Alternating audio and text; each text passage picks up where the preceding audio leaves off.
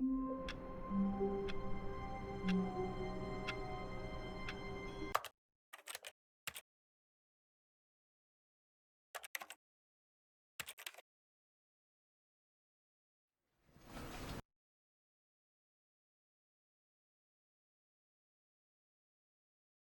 is the story of a man named Stanley.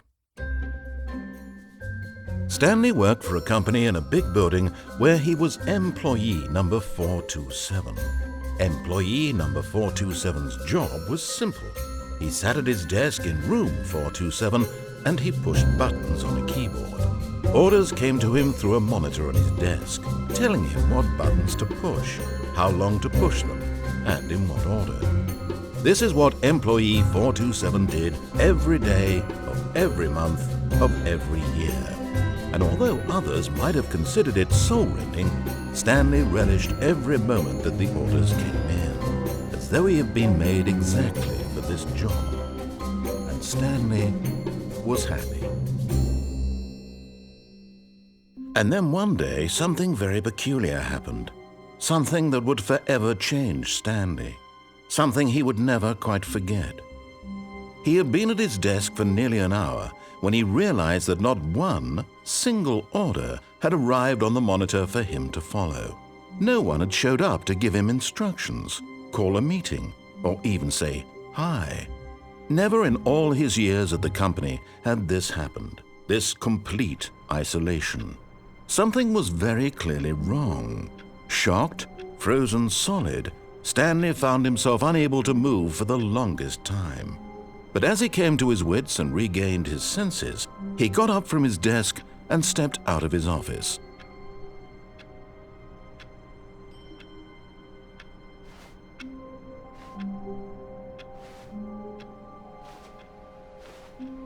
All of his co-workers were gone. What could it mean? Stanley decided to go to the meeting room. Perhaps he had simply missed a memo.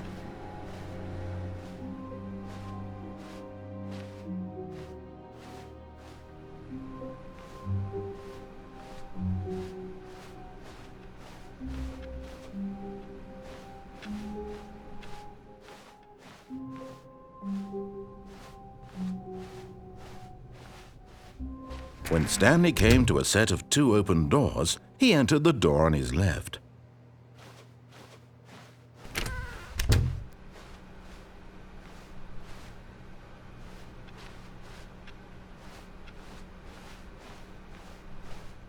Yet there was not a single person here either.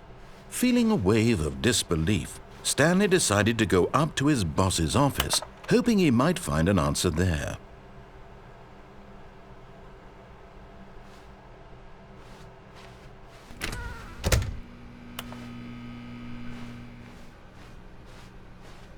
Coming to a staircase, Stanley walked upstairs to his boss's office.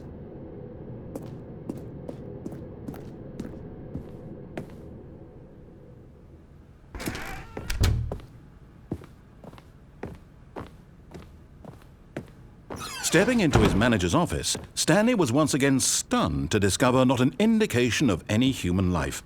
Shocked, unraveled, Stanley wondered in disbelief who orchestrated this. What dark secret was being held from him? What he could not have known was that the keypad behind the boss's desk guarded the terrible truth that his boss had been keeping from him. And so the boss had assigned it an extra secret PIN number, 2845. But of course, Stanley couldn't possibly have known this.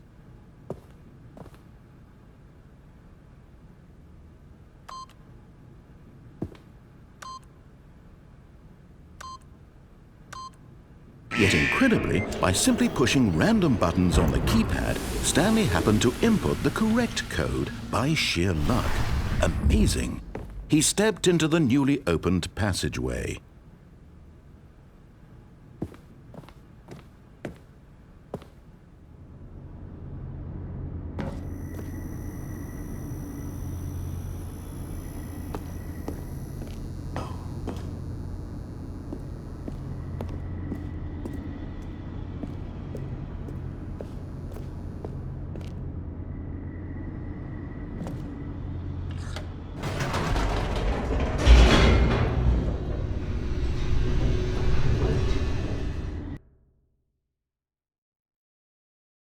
Descending deeper into the building, Stanley realized he felt a bit peculiar. It was a stirring of emotion in his chest, as though he felt more free to think for himself, to question the nature of his job. Why did he feel this now, when for years it had never occurred to him? This question would not go unanswered for long.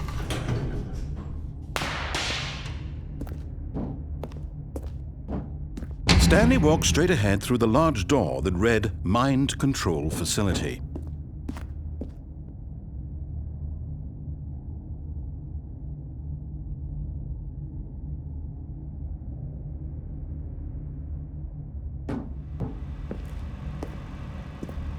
Although this passageway had the word Escape written on it, the truth was that at the end of this hall, Stanley would meet his violent death.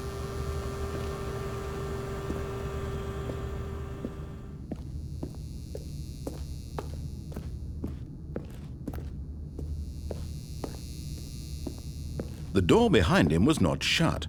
Stanley still had every opportunity to turn around and get back on track. At this point, Stanley was making a conscious, concerted effort to walk forward and willingly confront his death.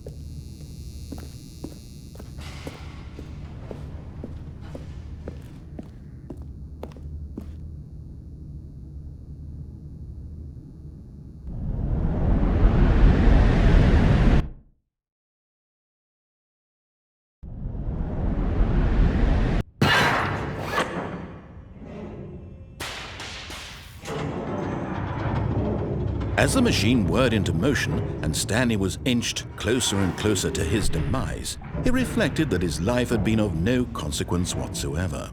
Stanley can't see the bigger picture. He doesn't know the real story, trapped forever in his narrow vision of what this world is. Perhaps his death was of no great loss, like plucking the eyeballs from a blind man.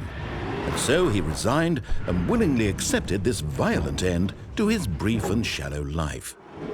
Farewell, Stanley.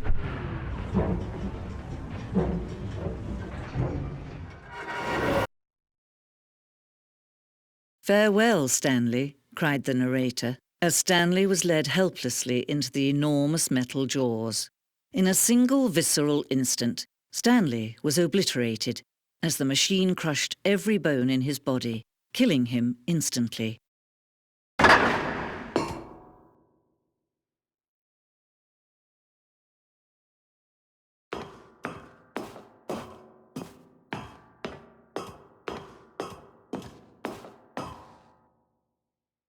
And yet it would be just a few minutes before Stanley would restart the game, back in his office, as alive as ever. What exactly did the narrator think he was going to accomplish?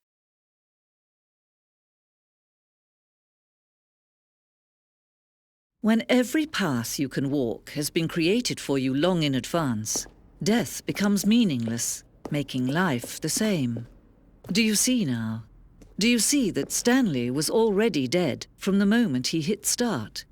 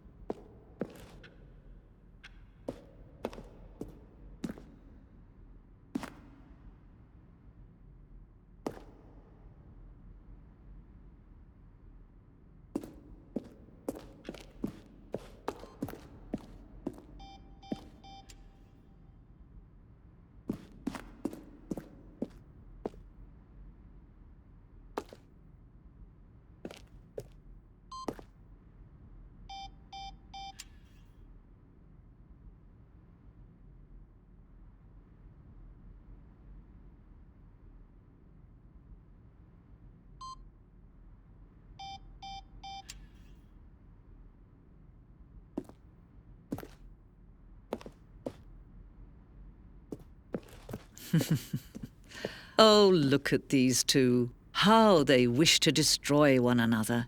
How they wish to control one another. How they both wish to be free.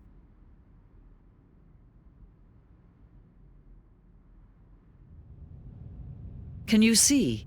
Can you see how much they need one another? No, perhaps not.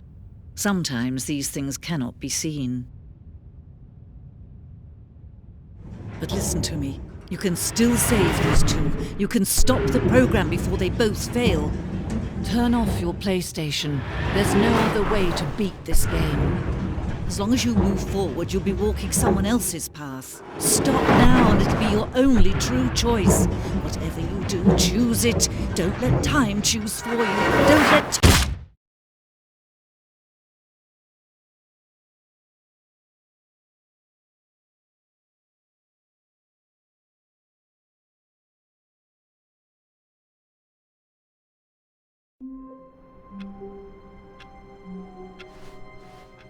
All of his co-workers were gone. What could it mean? Stanley decided to go to the meeting room. Perhaps he had simply missed a memo.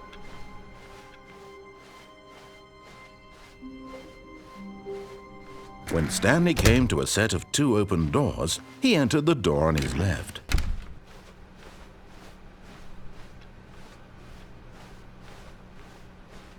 Yet there was not a single person here either. Feeling a wave of disbelief, Stanley decided to go up to his boss's office. Coming to a staircase, Stanley walked upstairs to his boss's office.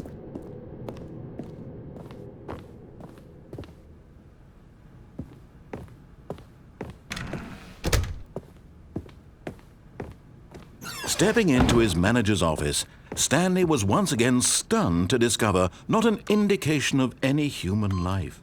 What could it mean? Stanley wondered aloud to nobody. He began wildly tearing through papers on the boss's desk, pulling books off the shelf, looking behind paintings, desperate for clues to it. Stanley was in such a rush to get through the story as quickly as possible, he didn't even have a single minute to just let the narrator talk. That kind of anxiety isn't healthy, so he relaxed for a few moments with some calming New Age music.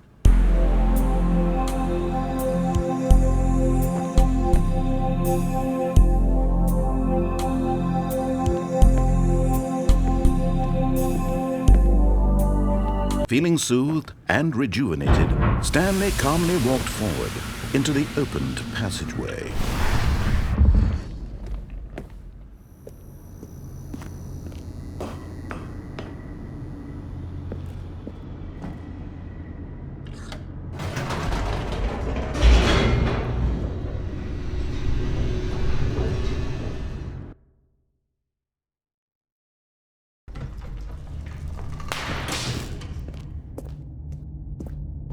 Stanley walked straight ahead through the large door that read Mind Control Facility.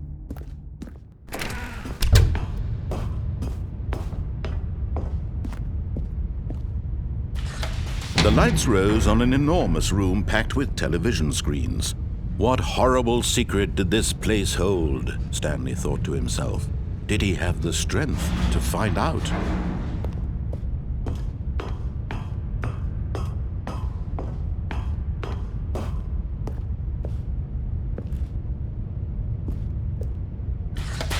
Now the monitors jumped to life, their true nature revealed.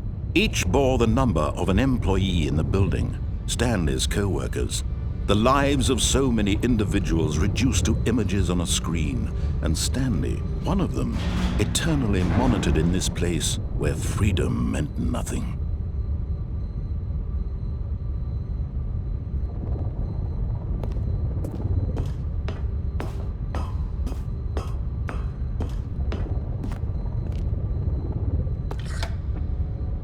This mind control facility, it was too horrible to believe. It couldn't be true. Had Stanley really been under someone's control all this time? Was this the only reason he was happy with his boring job? That his emotions had been manipulated to accept it blindly? No, he refused to believe it. He couldn't accept it. His own life in someone else's control? Never! It was unthinkable, wasn't it? Was it even possible? Had he truly spent his entire life utterly blind to the world? But here was the proof. The heart of the operation. Controls labeled with emotions. Happy, or sad, or content. Walking, eating, working. All of it monitored and commanded from this very place. And as the cold reality of his past began to sink in, Stanley decided that this machinery would never again exert its terrible power over another human life. For he would dismantle the controls once and for all.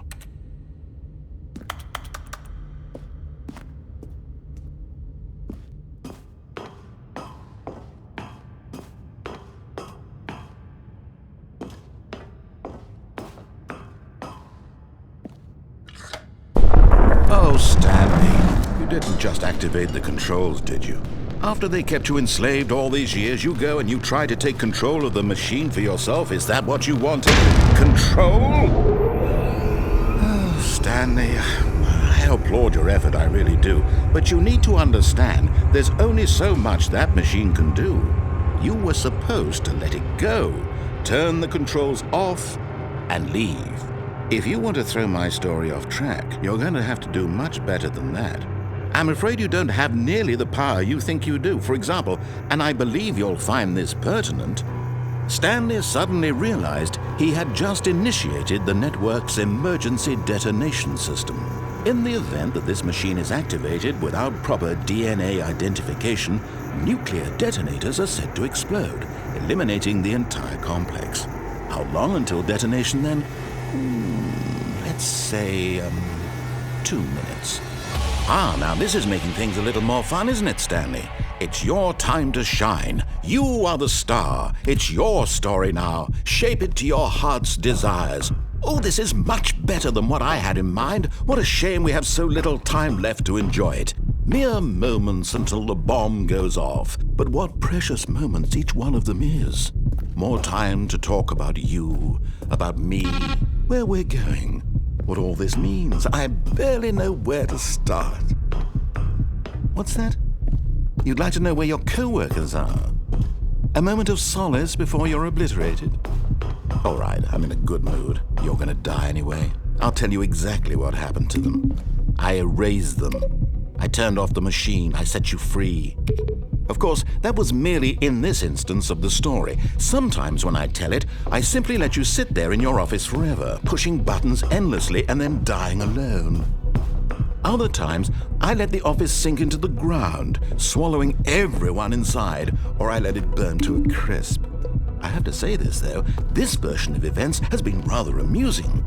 Watching you try to make sense of everything and take back the control wrested away from you, it's quite rich. I almost hate to see it go. But I'm sure whatever I come up with on the next go-around will be even better. My goodness, only 34 seconds left. But I'm enjoying this so much. You know what? To hell with it. I'm going to put some extra time on the clock, why not? These are precious additional seconds, Stanley. Time doesn't grow on trees. Oh dear me, what's the matter, Stanley? Is it that you have no idea where you're going or what you're supposed to be doing right now? Or did you just assume when you saw that timer that something in this room was capable of turning it off? I mean, look at you. Running from button to button, screen to screen, clicking on every little thing in this room. These numbered buttons, no, these colored ones. Or maybe this big red button, or this door. Everything, anything, something here will save me. Why would you think that, Stanley? That this video game can be beaten? Won? Solved? Do you have any idea what your purpose in this place is? Stanley, you're in for quite a disappointment. But here's a spoiler for you. That timer isn't a catalyst to keep the action moving along. It's just seconds ticking away to your death. You're only still playing instead of watching a cutscene because I want to watch you for every moment that you're powerless. To see you made humble.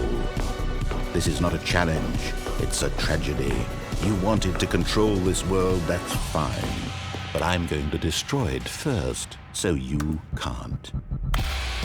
Take a look at the clock, Stanley. That's 30 seconds you have left to struggle. 30 seconds until a big boom and then nothing. No ending here, just you being blown to pieces. Will you cling desperately to your frail life, or will you let it go peacefully? Another choice. Make it count, or don't. It's all the same to me, all a part of the joke. And believe me, I will be laughing at every second of your inevitable life from the moment we fade in until the moment I say, happily ever after.